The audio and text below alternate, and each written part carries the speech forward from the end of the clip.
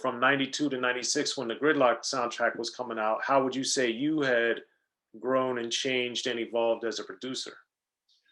Well, I went through some legal stuff behind the scenes. So it really broke my heart because I had tried to help some musicians and they were so eager for the moment that they thought they were going to be left out when I had already turned their credits and everything in. Everything was good already. So I ended up getting sued the day Lethal Injection came out. I was being sued. So behind the scenes, I'm going through legal stuff, had never been through legal stuff in my life or whatever. So it was just it was a lot of heartbreak behind the scenes for me, but the music was still my way of kind of tinkering. So it kind of threw me off course for a second. Gotcha. And how did that affect your music? I mean, you can't make music when you're worried.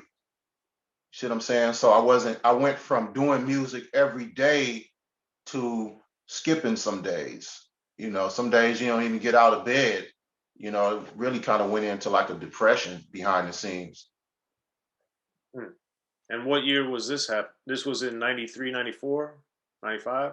Yeah, right when Lethal Injection came out, because they had came at me a couple of times before that because they had heard it was coming out, and we were able to kind of like put it to the side a little bit or whatever. But by the time the record came out, man, I had been served. Man, that's crazy. Cold game. Sorry to hear that. But in 96, you were doing a lot of or at least a lot of stuff you had done for soundtracks came out. So with the Eddie soundtrack, with Yes. Whoopi Goldberg, there was a Coolio and 40 Thieves and different things. Yes. So as you and Dobbs and you and Coolio developed your guys' relationship, uh, when you're doing a soundtrack versus doing a singles or you're doing something for an album, did you find that you were changing or that your guys' approach was changing? Yeah, the approach started changing because as as you move up, then there's going to become more high-powered lawyers, and some of the things that you discuss, amongst yourselves, how the business is going to go. Once the lawyer comes in, now the other guy is kind of saying, well, my lawyer said that's not really what I should do or how this should really go. And it kind of drew a little bit of a wedge, not from the heart. I always appreciate people for what I've been able to accomplish with them or what they've shared with me or whatever. But sometimes you just know I'm used to people, coming and going. So when a situation kind of starts to drift a little bit, one thing I know how to do is just dust myself off and just keep going. Okay, fair enough. But Yeah. you also a couple years later, with the laying hands with Player Ham, reconnected or did more stuff with him again. My So God. so with the thing about Player Ham, as we discussed, is his lyricism is so remarkable. So with you did the title track for Laying Hands. So I wanted you to break down for you as a producer, as an artist yourself. Is there any special significance for you to do the title track of an album? Oh, it was great that people trust you with that. And I did that on the spot. They came to my house and the guy had the poem already and he just spit his poem and I just made the beat like right on the spot, mixed it down on the spot, shot it to that. And that was the beauty of it because Ham was feeling the whole process. He's like, man, just listen to this dude, man. It's the energy, it's a vibe, he was just enjoying the process. And I was just glad that they trusted me with the title track because people definitely gonna listen to that. Absolutely. Okay. And then since you had worked with Ham for so long, later or elsewhere now, I guess with the To the Curb and Break the Bank, when he's with Jewel or with AMG and Tweet Cadillac, how did you find interacting with Tweed was similar or different if he's working with a singer versus working with other rappers? I mean, those dudes are professional. Ham and Tweed, those dudes are professional. They're visionaries. Once they see it, you can consider it done. And we already know my little bro AMG, man, he's got the best ad libs in the game. That dude is, he just has a vibe in the studio. It's like you could just start the track and he'll just ad lib all the way down over other people's verses, all the way until he gets to his verse. And just really the magic just comes alive, man. Just really a good talent, man. Okay, gotcha. And then another thing, which was much later, and I was curious about the genesis of it, was the "Damn Near Dead" by O.F.T.B. Right. So what made that come out when it did in 2011 ish? Well, they really didn't, they got caught with the whole publishing. I mean, you learn as you go. You know, there's no such thing as free money. So when you take money after you're signed, it's going to come out through your publishing. So as they learn more about publishing, they just had to get another release out.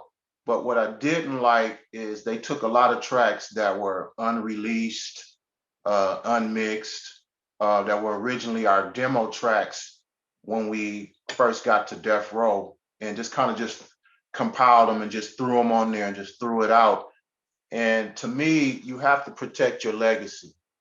You know, you whatever you've done last, that's your measuring stick. You don't want to go beneath that. Anything has to be at that level or higher. And I really wasn't in favor of that release right there. Well, I was always curious how and why it came about, so now I understand a little bit more. It's Sure. it's always interesting when the business decision is made, but it so dramatically affects the creative stuff as well. Oh my God. Yes. Yes. And Yes. that's definitely crazy. There's Um, always a backstory, you know, and that's what the fans don't realize. They be like, oh, such and such fell off. You don't know what they're going through behind the scenes. yeah, it's the music business, and those two are not necessarily always equal. Oh, absolutely. And the cold thing is, if you can come in as a group, but if one person starts to soar a little bit, then, you know, people feel like they're being left. You know, they start trying to hold on to you in any kind of way. And it just starts to mess everything up, you know? I've seen, Sometimes, I've seen it. yeah, Okay. yeah. And then what are you up to now? What are you working on? I'm trying to help the youngsters, man. You know, no one told us about publishing. No one told us about going and getting your fictitious name license and all of that. So I try to help the youngsters. I got a young guy, Devi 2G, man. This guy he's incredible. But we lost a lot of time because in the beginning I was trying to share what I learned, but not like normal situations, people aren't ready at that time. You see what I'm saying? So a lot of times your window of opportunity kind of passes you by or whatever. But he's got some stuff going on now.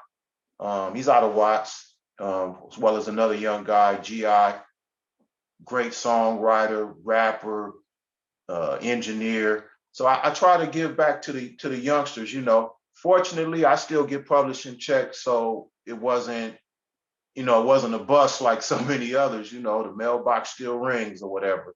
AMG and I had a song called "Go" that was on the Dear White People soundtrack. So I tinkered throughout the years, but I kind of made my peace at the same time too, Soren. I'm not going to even lie to you. I kind of just made my peace with it. Gotcha. Did you did you did you find that your disdain for the business has hurt your love for music, or were you able to Definitely. I don't even listen to music the same way.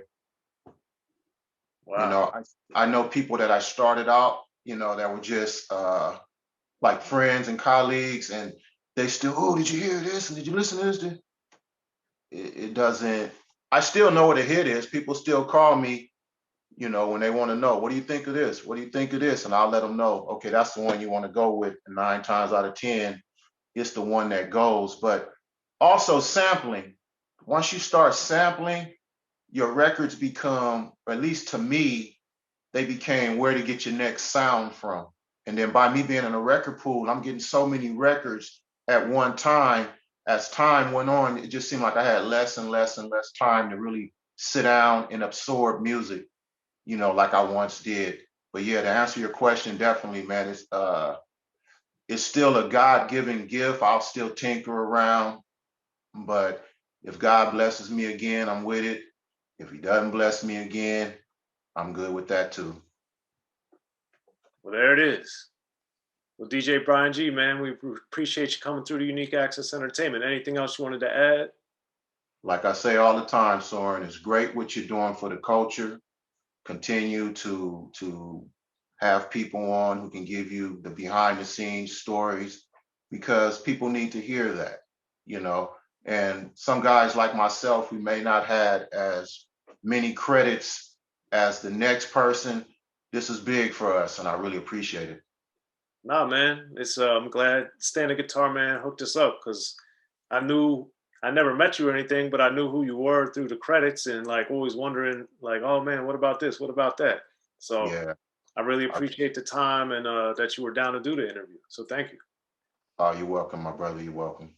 Be sure to check out The History of Gangster Rap by Soren Baker. He's official. History of Gangster Rap features exclusive interviews with Ice-T, Snoop Dogg, MC Ren, the D.O.C, and dozens of others. The History of Gangster Rap, a definitive look at how Los Angeles changed rap forever. In Los Angeles, the streets definitely set the tone of the hip-hop music. At 19, I got a $50,000 car. My whole angle always was, I'll be street, but I will always tell you the horrors that go along with this life. It would be penalties and casualties for just wearing the wrong color in somebody's neighborhood. And once gangster rap made it from the streets to the TV, the genre exploded. With Fab 5 on your MTV Raps with NWA. Yo MTV, it just catapulted us from being local heroes to national gangbang rappers. The History of Gangster Rap discusses it all from 1980 up till today. It's always gonna be shit happening in the streets. You know what I mean? So it's always gonna be something to talk about. The History of Gangster Rap in stores now.